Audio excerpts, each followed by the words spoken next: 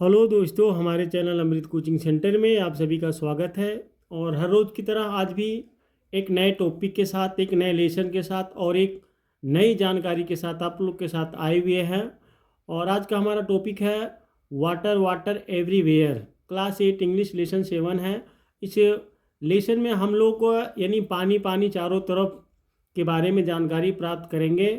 आप लोग जानते हैं जब बारिश का मौसम आता है तो उस मौसम में कहीं कहीं बाढ़ आ जाती है।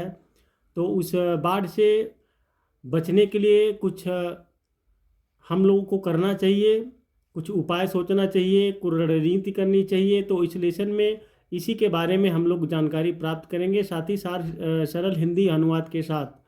तो वीडियो को अंत तक जरूर देखिएगा। पसंद आए तो लाइक कीजिएगा और अभी तक हमारे चैनल पर नए हैं तो सब्सक्राइब कीजिएगा, क्योंकि इस प्रकार की हम ढेर सारी वीडियो आप लोगों के लिए बनाते रहते हैं और आप लोग को पढ़ाते रहते हैं। पढ़ते रहिए और आगे बढ़ते रहिए। चलिए लेसन को शुरू करते हैं। बॉक्स में कुछ क्वेश्चन पूछे गए हैं। Do you like rainy season? क्या आपको बरसात का मौसम पसंद है? तो अगर बरसात का मौसम आप लोगों को पसंद है तो कमेंट बॉक्स में ज़रूर लिख कर भेजिएगा। What happens when it rains heavily? जब भारी बारिश होती है तो क्या होता है? कभी कभी बहुत ही ज़्यादा बारिश हो जाती है तो कई कई जगह पे बाढ़ आ जाती है, तो हमें ढेर सारा नुकसान का भुगतान करना पड़ता है। What will you do in case there is a flood? Flood माने यानी बाढ़ होता है। यदि बाढ़ आ जाए तो आप क्या करेंगे?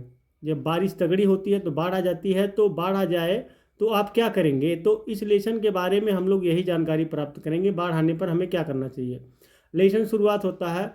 On a very heavy rainy day, एक बेहद तेज बारिश वाले दिन, the headmaster of a village school, एक गांव के स्कूल के प्रधानाध्यापक, discuss discuss the college and effects of flood with the his students, यानी अपने विद्यार्थियों से बाढ़ के कारण और प्रभाव के बारे में विचार विमर्श करते हैं।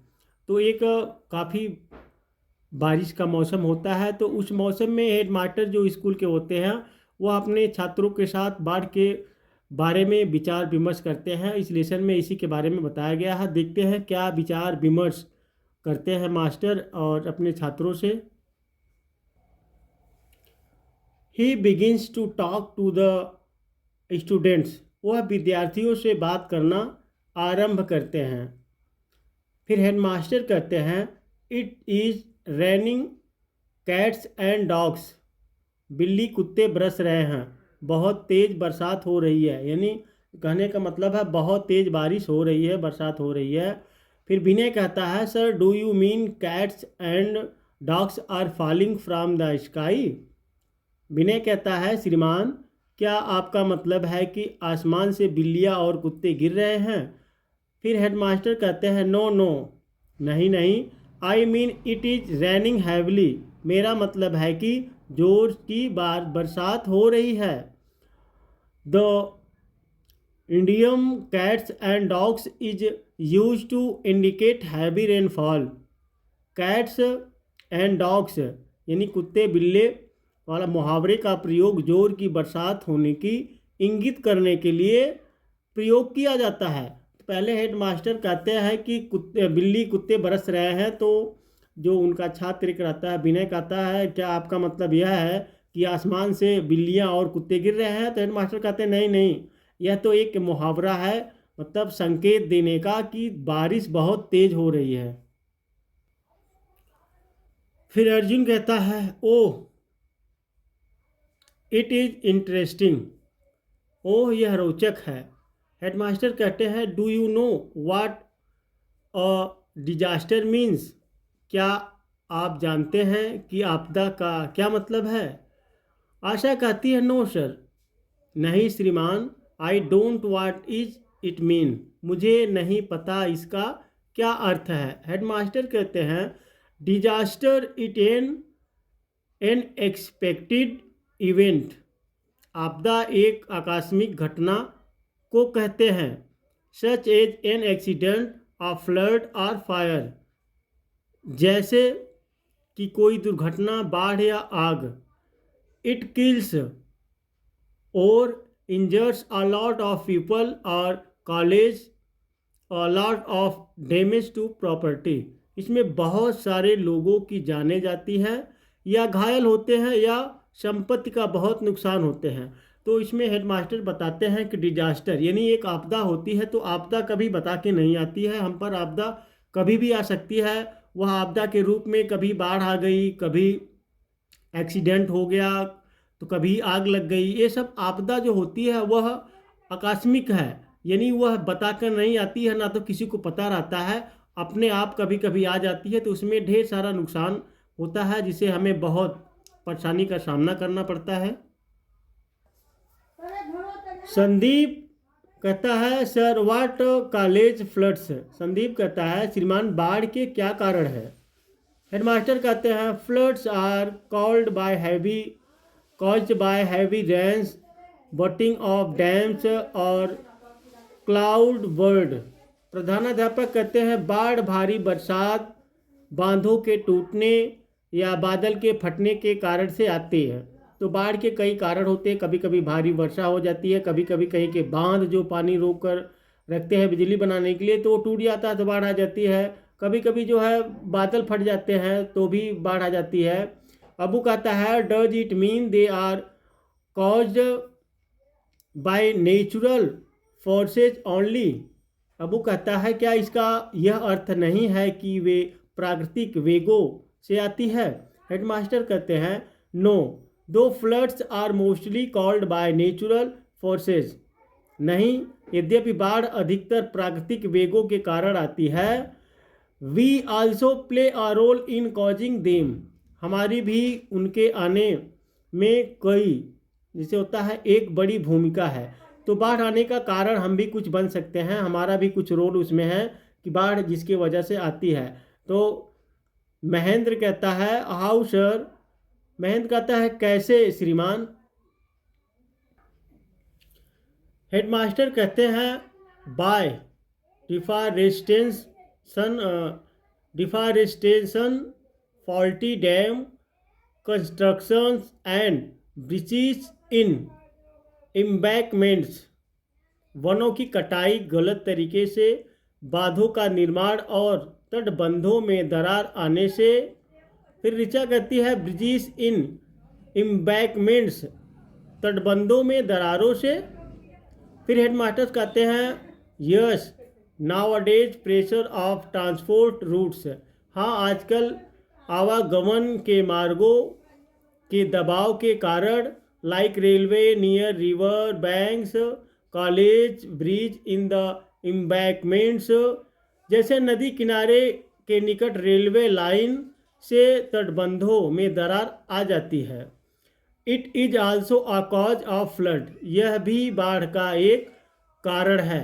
जिसे कहते हैं कि कई कारण हो सकते हैं वनों की गलत तरीके से कटाई करना, जैसे वन की कटाई कर देते हैं और फिर बांध के आसपास जो सड़कें होती हैं, गाड़ियां चलती हैं भारी भारी लोड लेकर, तो उसको जो चलते समय गाड़ियां जब चलती है तो उस वहाँ पे ज़मीन दबकती है, तो इसकी वजह से जो है दरारें फाट जाती है।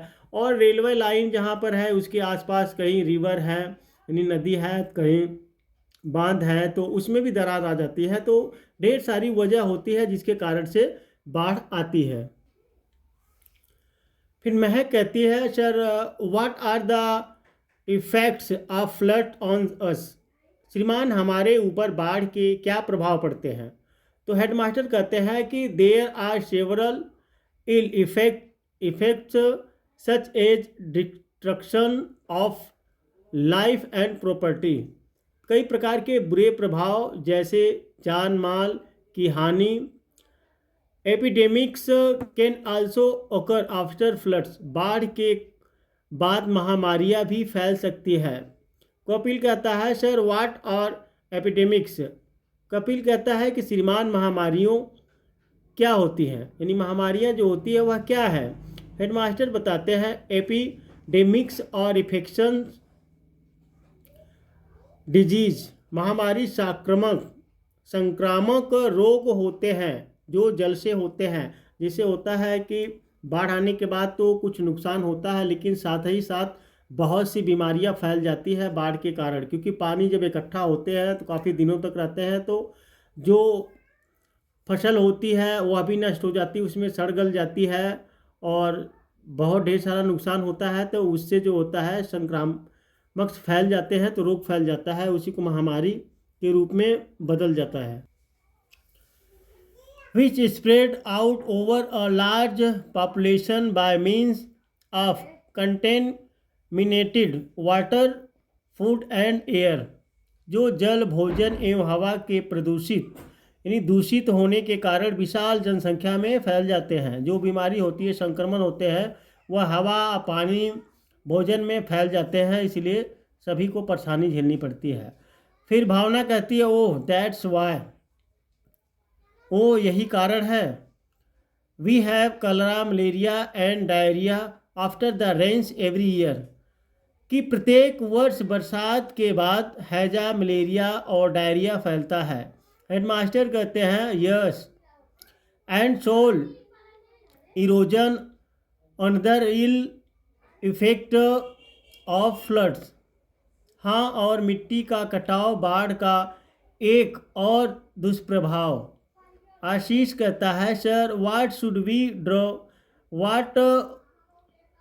We do in a situation when floods confront us. श्रीमान, जब बाढ़ से सामना हो तो हमें ऐसी स्थिति में क्या करनी चाहिए।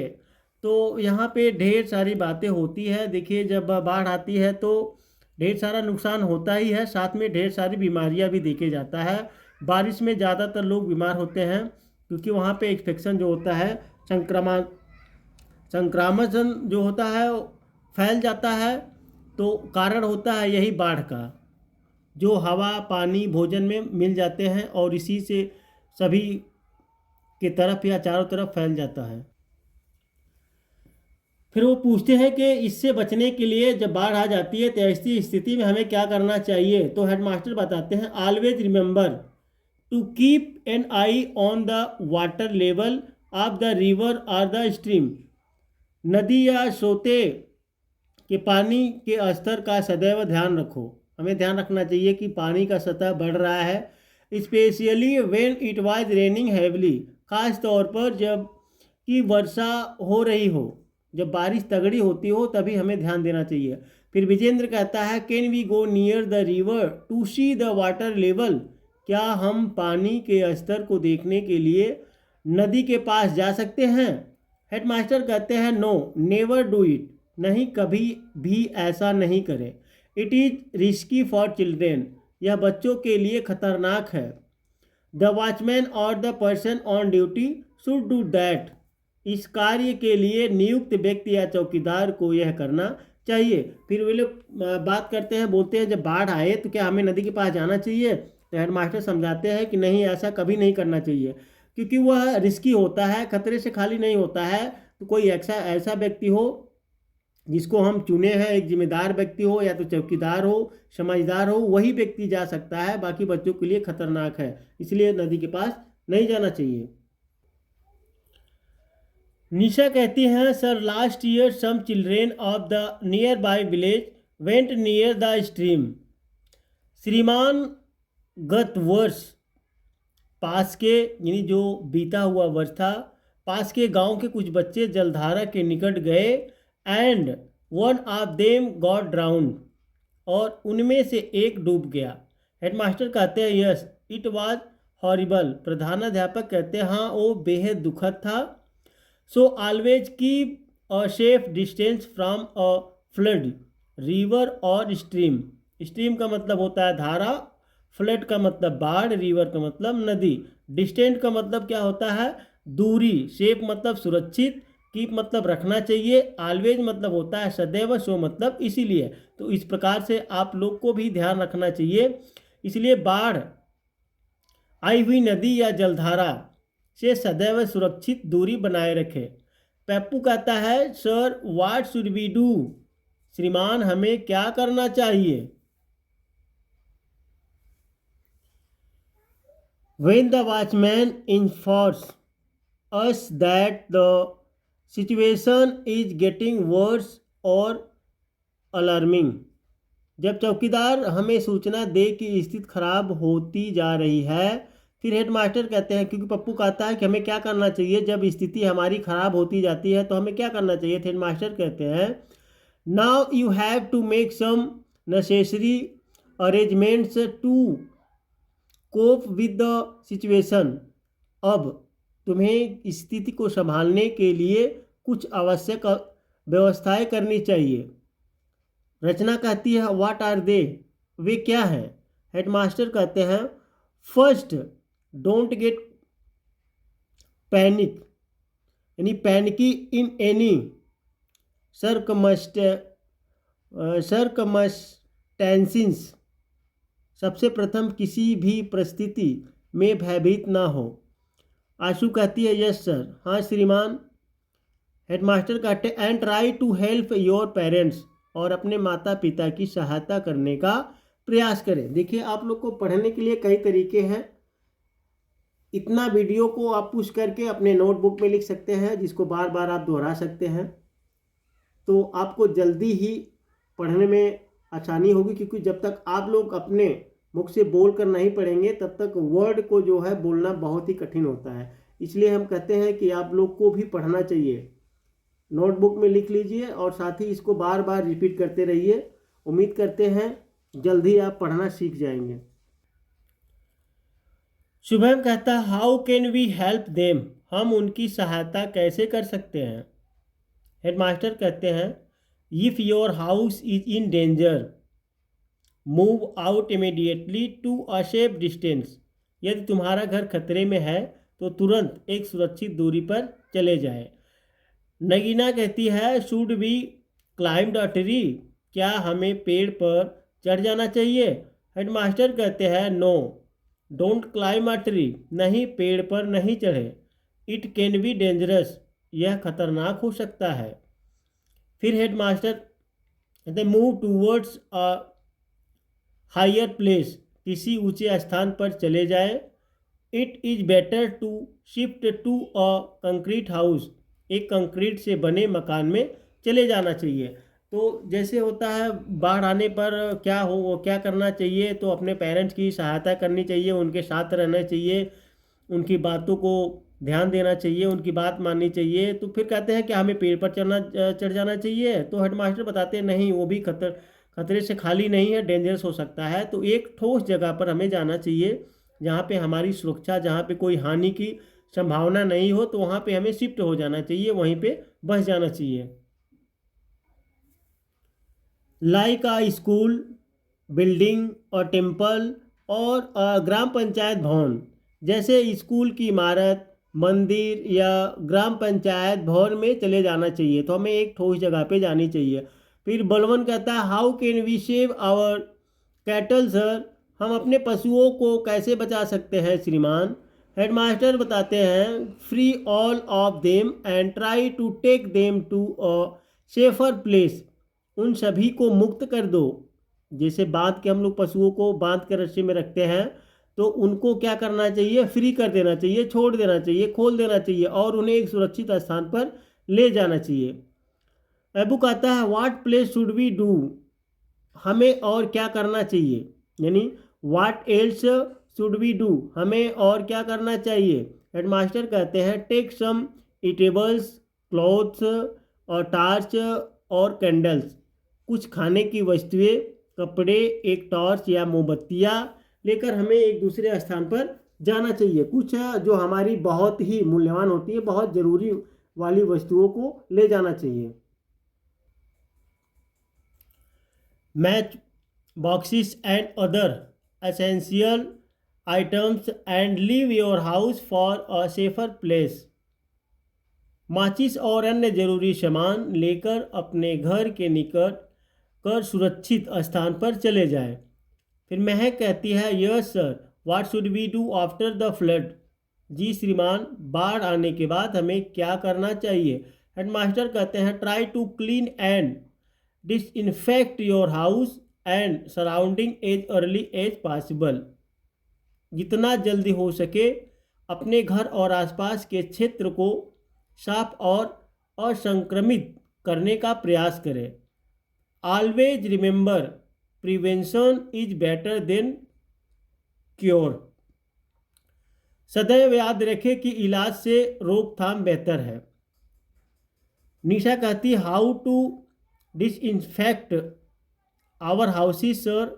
हम अपने घर को विसंक्रमित किस प्रकार कर सकते हैं श्रीमान। जैसे बाहर जाने के बाद संक्रमण जो होता है ढेर सारा फैलने लगता है, तो उसमें हमें बचाव के लिए क्या करना चाहिए, अपने आसपास साफ सफाई रखनी चाहिए, अपने घरों को साफ करना चाहिए।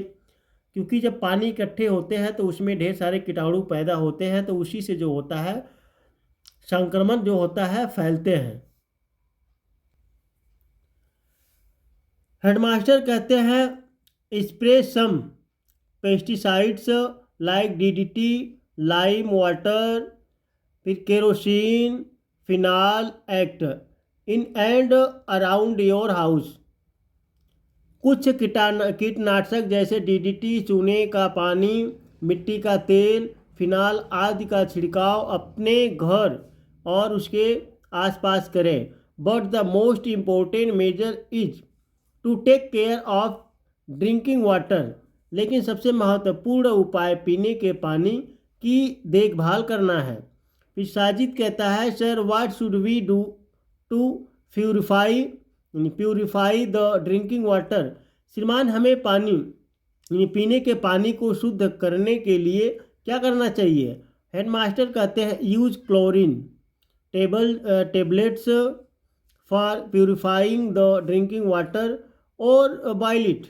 पानी को शुद्ध करने के लिए क्लोरीन की टिकिया का प्रयोग करें या इसे उबाल लें। तो पानी को प्यूरिफाई यानी शुद्ध बनाने के लिए हमें कई तरीके हैं, जैसे क्लोरीन की टिकिया लेकर भी उसमें डालकर बना सकते हैं या पानी को उबाल कर। तो सबसे आसान तरीका घर पे पानी उबाल लेते हैं, तो उबालने से क्या होता है जितने भी कीटाणु उसमें रहते हैं वह मर जाते हैं, तो वह पानी शुद्ध हो जाता है जिससे हमें कोई हानि नहीं होती है। अबू कहता है what else should we do sir. हमें और क्या क्या करना चाहिए श्रीमान।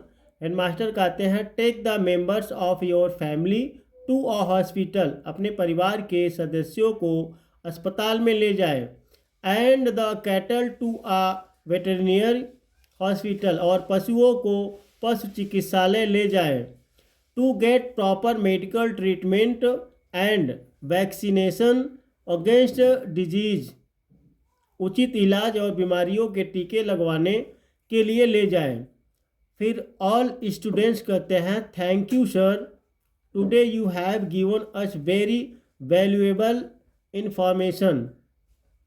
सभी विद्यार्थी कहते हैं आपको धन्यवाद श्रीमान, आज आपने हमें अत्यंत मूल्यवान जानकारी दी है। सभी स्टूडेंट हेडमास्टर यानी प्रधानाध्यापक का धन्यवाद करते हैं कि आज हम सभी छात्रों को आपने ढेर सारी जो बहुत मूल्यवान बात बताई है जिसको हम लोग सदैव याद रखेंगे।